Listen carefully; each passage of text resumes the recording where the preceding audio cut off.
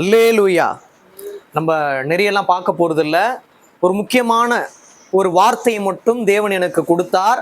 அதை மட்டும் நம்ம பார்த்துட்டு நம்ம முடிக்க போகிறோம். எல்லாம் எடுத்து வாசிங்க. பிரசங்கி 9ஆம் அதிகாரம் 18ஆம் வசனம். அதில் மேல் பாகம் மட்டும் வாசிங்க. அது 2ஆக பிரிக்கப்பட்டிருக்கும். அதில் ஃபர்ஸ்ட் பார்ட் மட்டும் வாசிங்க. பிரசங்கி 9ஆம் அதிகாரம் 18ஆம் வசனம்.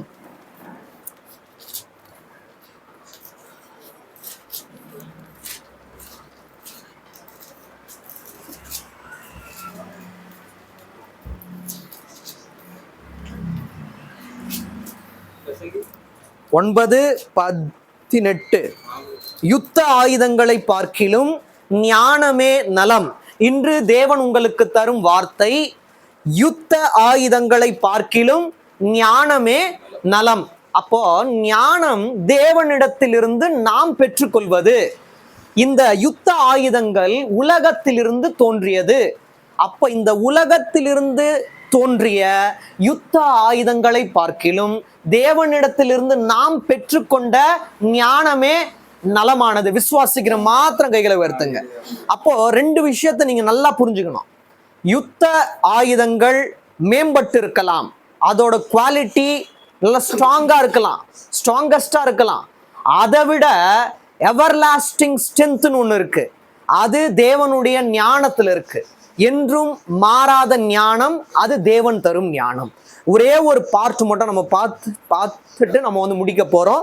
இதுல 13ல இருந்து வாசிங்க. இது 9ல 13ல இருந்து வாசிங்க. சூரியனுக்கு கீழே ஞானம் உள்ள காரியத்தையும் கண்டேன், அது என் பார்வைக்கு பெரிதாய் தோன்றிற்று. நல்லா பாருங்க. சூரியனுக்கு கீழே ஞானமுள்ள காரியத்தை கண்டேன், அது என் பார்வைக்கு பெரிதாய் தோன்றிற்று. நல்லா ஒரு விஷயத்தை புரிஞ்சுக்கணும். இயேசு கிறிஸ்து எப்பவுமே ஒரு எடுத்துக்காட்டு சொல்லணும் அப்படின்னா ஒரு உவமையை காட்டி தான் நமக்கு என்ன பண்ணுவாரு, எடுத்துக்காட்டு சொல்லுவாரு. அந்த காணாத போன ஆடா இருக்கட்டும், காணாத போன காசா இருக்கட்டும், காணாத போன அந்த கெட்ட குமாரனா இருக்கட்டும், அவர் உவமையாய் சொல்லி தான் அவர் என்ன பண்ணுவாரு, நிஜமான வாழ்க்கைக்கு அதை இணைப்பார். அது போல இந்த புஸ்தகத்துல இதை ஒரு உவமையாக சொல்லுகிறார். இதை நம்ம எப்படி எடுத்துக்கணும்னு நான் சொல்றேன். ரொம்ப ரொம்ப முக்கியமானது. அநேகரால நிராகரிக்கப்பட்ட ஒரு வார்த்தை, புரிந்து கொள்ள முடியாத ஒரு காரியம்தான் இது. கிட்டத்தட்ட நீங்க ஸ்டோரி புக்குன்னு நினைச்சுக்க கூடாது. இது ஸ்டோரி புக் கிடையாது. இத உள்ளத்தின் ஆழத்துல வைத்து நம்ம புரிஞ்சுக்கணும். சூரியனுக்கு கீழே அப்படின்னா ஒரு இடத்துல ஒரு காரியம் நடந்தேறுகிறது. அதாவது ஞானம் எவ்வளவு மேம்பட்டது அப்படின்னு காட்டணுன்றதுக்காக ஒரு எடுத்துக்காட்டா சொல்றாங்க. ஞானமுள்ள காரியத்தை கண்டேன், அது என் பார்வைக்கு பெரிதாய் தோன்றிட்டு. அப்ப ஞானம் பெரிதானவைகளை செய்யும். ஞானம் பெரிதா இருக்கிறது. ஏன் பெரிதா இருக்கு? ஞானத்துக்கு அவ்வளவு வேல்யூனா இல்லையா? ஞானவானாகிய இயேசு கிறிஸ்துக்கு அளவுக்கு அதிகமான வேல்யூ இருக்கிறதுனாலதான் அந்த ஞானத்தை பெற்றுக்கொண்ட நமக்கும் அந்த வேல்யூ. அப்போ ஞானம் நம்ம கிட்ட வராத வரைக்கும் நம்ம என்னதான், சாதாரண ஒரு மண்ணு தான். அந்த ஞானம் நம்ம கிட்ட எப்போ சேருதோ அந்த ஞானமான நம்ம கிட்ட சேர்ந்துருவார். அப்ப ஞானத்தை பெற்றுக்கொண்டால் ஞானவானை பெற்றுக்கொண்ட மாதிரி, ஞானவானை பெற்றுக்கொண்டால் ஞானத்தை பெற்றுக்கொண்ட மாதிரி. அடுத்த வசனம் வாசிங்க. ஒரு சிறு பட்டணம் இருந்தது, அதிலே இருந்த குடிகள் கொஞ்சம் மனிதர். ஒரு நிமிஷம். ஒரு சிறு பட்டணம் இருந்தது. நல்லா புரிஞ்சுக்கோங்க. ஞானவான் எப்படி இதை தியானிப்பான் அப்படின்னா, சிறு பட்டணமா இருந்தா கொஞ்சம் மனுஷங்க தான் இருப்பாங்க, பெரிய பட்டணமா இருந்தா நிறைய பேர் இருப்பாங்க. இததான் ஞானமா யார் எழுதும் போது எழுதியிருப்பாரு? சாலமோன் எழுதும் போது அழகா எழுதியிருக்கிறாரு. ஏன்னா உங்களுக்கு தெரியும், அவர் ஞானமுள்ள இருதயத்தை தேவனிடத்திலிருந்து கேட்டு பெற்றுக்கொண்டவர். சிறு பட்டணம் இருந்தது, அதிலே இப்படி எழுதியிருக்கலாம். அவரு பெரிய குடிகள் இருந்தார்கள், அநேக ஜனங்கள் இருந்தார்கள் எழுதியிருக்கலாம். அப்படி எழுதியிருந்தா கண்டிப்பா ஒரு கேள்வி எழும்பி இருக்கும். அதனாலதான் சிறு பட்டணம் இருந்தது, அதிலே இருந்த குடிகள் கொஞ்சம் மனிதர். அதுக்கப்புறம் வாசிங்க. அதற்கு இதுதான் முக்கியமானது. நம்ம சிறிய ஒரு பட்டணத்துல தான் இருக்கோம். நம்ம எல்லாமே சிறியவர்கள் தான். அதுக்கப்புறம் அந்த வார்த்தையை பாருங்க, அதற்கு விரோதமாய் ஒரு பெரிய ராஜா வந்து அதை வளைந்து கொண்டு அதற்கு எதிராக பெரிய கட்டினான். நல்லா பாருங்க, இதை நீங்க எப்படி எடுத்துக்கணும்னு நான் உங்களுக்கு சொல்றேன். நம்ம சிறிய ஜனங்கள் தான், நம்மளை எதிர்க்கணும், நமக்கு விரோதமா எழுமணும்னு இங்க இயேசு கிறிஸ்துவை குறிக்கல. இயேசு கிறிஸ்து நமக்கு சாதகமாய் வந்தாருன்னு இல்லை, எதிராகன்னு இருக்கு. அப்பனா பெரிய ராஜானா லூசிஃபரை குறிக்கிறது, பிசாசை குறிக்கிறது. பிசாசு எழும்புவான், அவன் எழும்பும் போது யுத்த ஆயுதங்கள் ஒன்றுமே வேலை செய்யாது, ஞானமே வேலை செய்யும். ஞானத்தை கொண்டுதான் அவன் என்ன பண்ண முடியும், நம்ம வீழ்த்தவே முடியும். அடுத்த வசனம் வாசிங்க. அதிலே ஞானம் உள்ள ஒரு ஏழை மனிதன் இருந்தான். அப்போ ஒரு மனுஷங்க இருக்காங்க அப்படின்னா அதுல யாராச்சும் ஒருத்தரை தேவன் என்ன பண்ணுவாரு, தேர்ந்தெடுப்பார். அந்த பட்டணத்துல கொஞ்சம் பேர் இருந்தாலும் ஒரு ஞானம் உள்ள மனுஷன் இருந்தான். அவன் தன் ஞானத்தினாலே அந்த பட்டணத்தை விடுவித்தான். ஆனாலும் அந்த ஏழை மனிதனை ஒருவனும் நினைக்கவில்லை. இப்ப என்னாச்சு, அந்த சின்ன பட்டணத்துக்கு விரோதமா என்ன பண்றாங்க, ஒரு பெரிய ராஜா ஒருத்தன் எழும்பி வரான். அவன் அதை கைப்பற்றணும்னு நினைக்கிறான். இவர் என்ன பண்றாரு, அதுல இருந்த ஒரு ஞானம் உள்ள ஒருவர், அவர் ஒரு பிளான் சொல்றாரு. அவன் தன் ஞானத்தினாலே அந்த பட்டணத்தை விடுவிக்கிறான். யாராச்சும் ஒருத்தருக்கு நம்ம ஹெல்ப் பண்ண போகும்போது அவங்க விடுதலை ஆகிற வரைக்கும் நமக்கு சாதகமா இருக்கிறத போல இருக்கும். விடுதலை ஆயிட்டாங்க அப்படின்னா அந்த ஞானம் உள்ளவனை மறந்துடுவாங்க. அது போலதான் ஆண்டவராகிய இயேசு கிறிஸ்துவும் நடந்தது. பிசாசின் காரியத்துக்குள்ளதான் போவாங்க. பெரிய ராஜா அப்படின்றது இங்க இயேசு கிறிஸ்துவ எடுத்துக்க கூடாது. இங்க பாவத்துல இருக்கிற ராஜாவை குறிக்கிறது. அவர் பாவத்துக்கு உட்பட்ட ராஜா அல்ல, பாவத்தை காணாத ராஜா, பாவத்தை செய்யாத ராஜா. அது ஆண்டவராகிய இயேசு கிறிஸ்து. யாரு பாவம் செய்வா, பிசாசு தான் பாவம் செய்வான். அவன் எழும்பி வரும்போது ஞானத்தினால் என்ன பண்றாரு, அந்த பட்டணத்தை விடுவிக்கிறாரு. ஆனால் அந்த ஜனங்க என்ன பண்ணல, அவருடைய வார்த்தையை கேட்கல. ஆனாலும் அந்த ஏழை மனிதனை ஒருவனும் நினைக்கவில்லை. இது வரக்கூடிய நாட்கள்ல இயேசு கிறிஸ்து நமக்காய் வந்து பிறப்பார். அவர் அநேக அற்புத அடையாளங்களை செய்வார். ஆனாலும் ஜனங்க எல்லாருமே எப்படி மறந்து போனார்களோ அதை குறிக்கிறது தான் இந்த வார்த்தை. அப்படிதான் ஒருத்தர் எழும்பி வருவான், அவனுடைய காரியத்துக்கு எல்லாம் ஈடுபடுவாங்க. விடுதலை ஆகிற வரைக்கும் என்ன பண்ணுவாங்க, தேவனுடைய வார்த்தையை கேட்பாங்க. விடுதலை ஆயிட்டதுக்கு அப்புறமா அவனை மறந்துடுவாங்க. அதுதான் இங்க சொல்லப்பட்டு இருக்கு. நீங்க ஞானம் உள்ளவங்களா இருங்க, யார் உங்களை மறந்தாலும் தேவன் உங்களை மறக்க மாட்டார். அடுத்த வசனம் வாசிங்க. கண்டிப்பா ஏழையின் ஞானம் அசட்டை பண்ணப்படும். தேவனுக்குள்ள இருக்கும் போது நம்ம எல்லாமே ஏழைகளா தான் இருப்போம். ஆனா தேவன் நம்மளை எடுத்து உயர்த்துவார். அப்பொழுதும் நம்மளுடைய இருதயத்துல நம்ம ஏழைன்றதான் எண்ணம் இருக்கணும். பணக்காரன்ற எண்ணம் ஒரு நாள வரக்கூடாது. அவர் என்னை உண்டு பண்ணி வைத்து இருக்கிறார், நான் ஏழைதான், நான் உயர்ந்துட்டேன் அப்படின்றதுக்காக என்னுடைய ஞானத்தினால் உயர்ந்தேன்னு சொல்லக்கூடாது. அவருடைய ஞானத்தை எனக்கு கொடுத்ததினால் நான் உயர்ந்தேன், தேவனுக்கே ஸ்தோத்திரம் அப்படின்னு சொல்லும் போதுதான் நம்மை நாம் தாழ்த்தும் போது தேவனுடைய நாமம் பெருமைக்குட்படும். அவர்தான் பெருமைக்கு தக்கவர். அவருக்கு மட்டும்தான் அந்த இது இருக்கு, வேற யாருக்கும் நம்ம எடுத்துக்கூடாது. நம்ம ஞானமா பேசிட்டோன்றதுக்காக அந்த கைத்தட்டலுக்கு நம்ம பாத்திரராக ஆக முடியாது. தேவனுக்கே ஸ்தோத்திரம் உண்டாவதாக அப்படின்னு சொல்றதுதான் நம்மளுடைய கடமையாக இருக்கிறது. ஆகையால் ஏழையின் ஞானம் அசட்டை பண்ணப்பட்டு அவன் வார்த்தைகளை கேட்காம போனாலும் பலத்தை பார்க்கலும் ஞானமே உத்தமம். ரெண்டு காரியம்.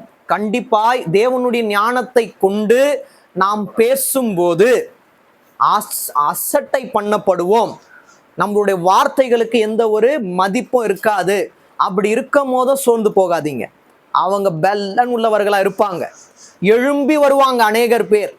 இரண்டாவது, அவன் வார்த்தைகள் கேட்கப்படாமல் போனாலும் யாரும் கேட்க மாட்டாங்க. உன்னுடைய வார்த்தையெல்லாம் ஞானமா பேசினா கேட்க மாட்டாங்க. அது போல வார்த்தைகளை கேட்பதற்கு காதுகள் இருக்காது, ஆட்கள் இருக்க மாட்டாங்க. அப்போ யாருக்கு பெல்லன் ஜாஸ்தியா இருக்கும், யார் இடத்துல ஆட்கள் ஜாஸ்தியா இருக்காங்களோ அவங்க இடத்துலதான் பெல்லன் வந்து ஜாஸ்தியா இருக்கும்னு சொல்லிட்டு ரொம்ப பேர் என்ன பண்ணிட்டு இருப்பாங்க, நினைச்சிட்டு இருப்பாங்க. ஆனா தேவன் ஒரு வார்த்தை சொல்றாரு பாருங்க, பலத்தை பார்க்கிலும் ஞானமே உத்தமம் என்றேன். அப்போ தேவனுடைய ஞானத்தை பெற்ற நம்ம இதுக்கெல்லாம் சோர்ந்து போக கூடாது. என்னோட வார்த்தையை அசட்டை பண்றாங்களே. ஆனா இன்னொரு விஷயம், எந்த இடத்துல ஞானமா பேசணும் அப்படின்னு நம்ம கற்றுக்கொண்டு வாழணும். அப்பா நான் எந்த இடத்துல பேசணும்னு உமக்கு தெரியும், அப்ப மட்டும் என்னோட வாயை திறங்க அப்படி கேட்கணும். எல்லா இடத்துலையும் பேசக்கூடாது. ஞானமுள்ள அந்த வாயையோ இல்லை ஞானமுள்ள இருதயத்தை பெற்றவர்களோ என்ன பண்ணுவாங்க, தகுந்த இடத்துல மட்டும்தான் பேசுவாங்க. எல்லா இடத்துலையும் பேசுபவன் மூடன்.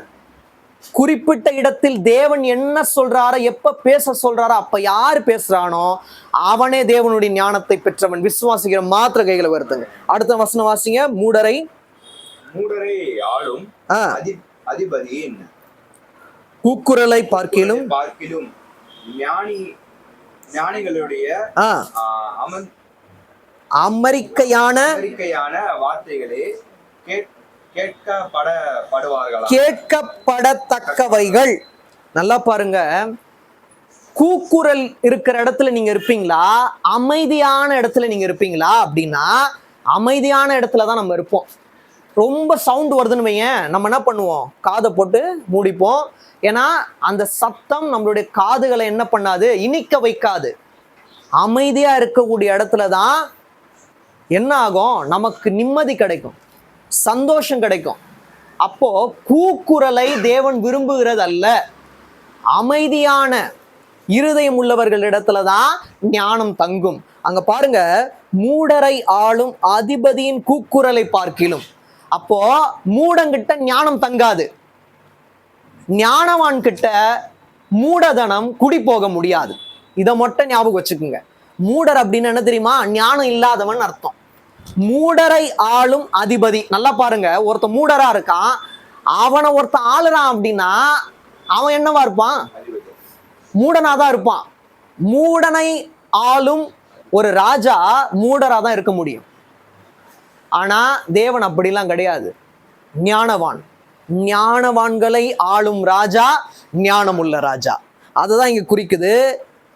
மூடரை ஆளும் அதிபதியின் கூக்குரலை பார்க்கிலும் ஞானிகளுடைய அமெரிக்கையான வார்த்தைகளே கேட்கப்படத்தக்கவைகள். அதை தான் தேவனுக்கு என்ன பண்ணுவார், கேட்பார்.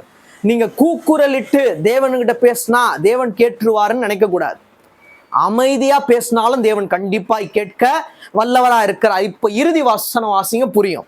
யுத்த ஆயுதங்களை பார்க்கிலும் ஞானமே நலம். பாவியான ஒருவன் மிகுந்த நன்மையை கெடுப்பான். இப்படி எடுத்துக்கலாம். இது ஆவிக்குரிய ஆழத்தை புரிஞ்சுக்கணும்னா, பாவியான ஒருவன் மிகுந்த நன்மையை கெடுப்பான், ஞானமான ஒருவன் மிகுந்த நன்மையை கொடுப்பான். எப்படி ஆண்டவர் அந்த ஞானம் உள்ள இருதயத்தை கொடுக்கிறாரு பாருங்க. இதை எப்படி புரிஞ்சுக்கணுமோ அப்படியே நம்ம புரிஞ்சுக்கொண்டா மேலோட்டமா தான் புரியும். ஆழமா தியானிச்சாதான் இதுல இருக்கிற உள்ள ஆழங்களை தேவன் நமக்கு வெளிப்படுத்த வல்லவராக இருக்கிறார். யுத்த ஆயுதங்களை பார்க்கிலும் ஞானமே நலம். ஒருத்தர் நம்ம மேல யுத்தம் பண்ண வரான், அவருடைய ஞானமான பேச்சு அந்த யுத்தத்தை ஸ்டாப் பண்ற மாதிரி இருக்கணும். அந்த யுத்த ஆயுதங்களை கீழே போடும்படியாக இருக்கணும். அவ்வாறாக உங்களுக்கு ஞானம் வேண்டுமானால் தேவன் ஒருவரால தான் அந்த ஞானத்தை கொடுக்க முடியும். அதுக்கப்புறம் பாருங்க, பாவியான ஒருவன் மிகுந்த நன்மை கெடுப்பான். ஒரு நன்மையான ஈவு உங்களுக்கு வருது அப்படின்னா ஒண்ணா வாசிங்க. மத்தேயு 6:21-23.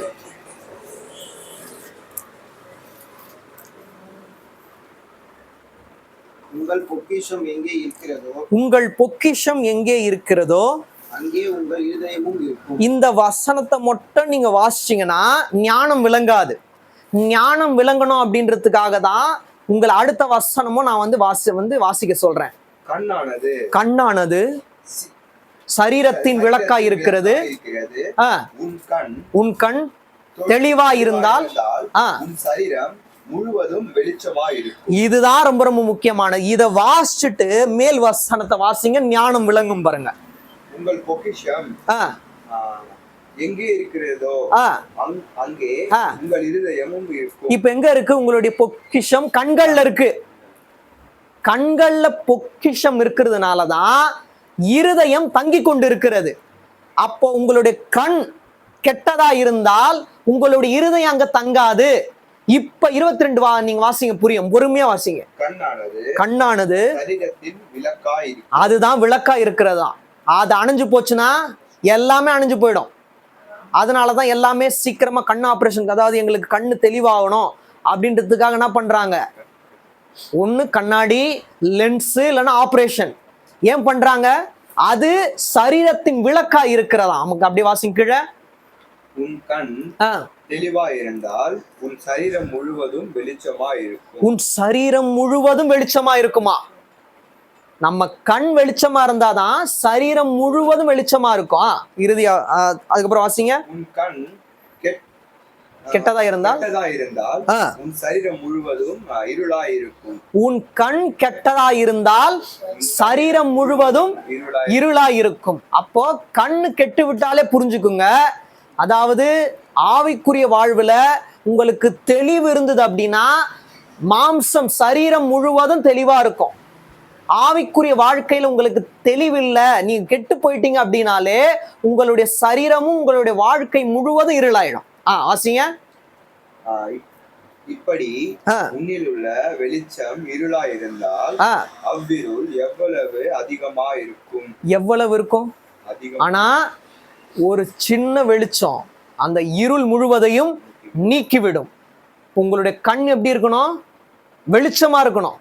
அது கெட்டு போகிற மாதிரி இருக்கக்கூடாது. அடுத்த வசனம் மட்டும் வாசிங்க. 2 எஜமானுக்கு, அதுக்கு மேல் வசனம். உன் கண் கெட்டதா இருந்தால் உன் சரீரம் முழுவதும் இருளா இருக்கும். இப்படி உன்னில் உள்ள வெளிச்சம் இருளா இருந்தால் அவ்விருள் எவ்வளவு அதிகமாயிருக்கும். அவ்விருள் எவ்வளவு அதிகமாயிருக்கும். ஏன் இதை மறுபடியும் வாசிக்க சொல்றேன்னா, இதுவும் அங்க நம்ம பிரசங்கில படிச்சோம் பாத்தீங்களா, அதுவும் இணைக்கப்பட்டு இருக்கு. யுத்த ஆயுதங்களை பார்க்கிலும் ஞானமே நலம்னு இருக்கா. இப்ப கண்ணானது சரீரத்தின் விளக்கா இருக்கிறதுன்னு பார்த்தோம். அப்ப கண் அப்படின்றது ஆயுதம், இருதயம் அப்படின்றது ஆயுதம். அந்த ஆயுதங்களை பார்க்கிலும் இந்த ஆயுதம் எப்ப மேம்பட்டதா இருக்கும்னா, அதை ஞானமா நம்ம கையாளும் போதுதான். கண்ணை ஞானமா கையாளும் போது யுத்த ஆயுதங்களை பார்க்கிலும் கண் உயர்ந்ததா இருக்கும். யுத்த ஆயுதங்களை பார்க்கிலும் இருதயம் உயர்ந்ததா இருக்கும். அப்ப இருதயம் எங்க தங்கம், பொக்கிஷம் எங்க இருக்கோ அங்கதான் தங்கும். அப்போ கண் தெளிவா இருக்கும் போதுதான் இருதயம் அங்க தங்கும். அப்போ இப்படி நீங்க புரிஞ்சுக்கிட்டாதான் ஞானமாய் தேவன் உங்களை நடத்துவார். அதுக்கு உங்களுக்கு எடுத்துக்காட்ட சொல்லணும் அப்படின்னா இது ஒரு பார்ட் சொன்னேன். அநேக காரியங்கள் இருக்கு. ஆனா ஒண்ணு மட்டும் ஞாபகம் வச்சுக்கோங்க, பல யுத்த சேனைகளே உங்களை பின்தொடர்ந்து வந்து உங்களுக்கு எதிராக நின்னாலும் நீங்க ஒருத்தங்க மட்டும் தேவனுடைய ஞானத்தினால் அவர்களை மேற்கொள்ளத்தக்கதாக உங்களுடைய ஞானம் இருக்க வேண்டும். அவ்வாறு உங்களுக்கு அவர் பரலோகத்திலிருந்து ஞானத்தை தந்து உங்கள் யாவரையும் நம் யாவரையும் மென்மேலும் ஆசீர்வதித்து வழிநடத்துவாராக. ஆமீன். கண்களை மூடலாம்.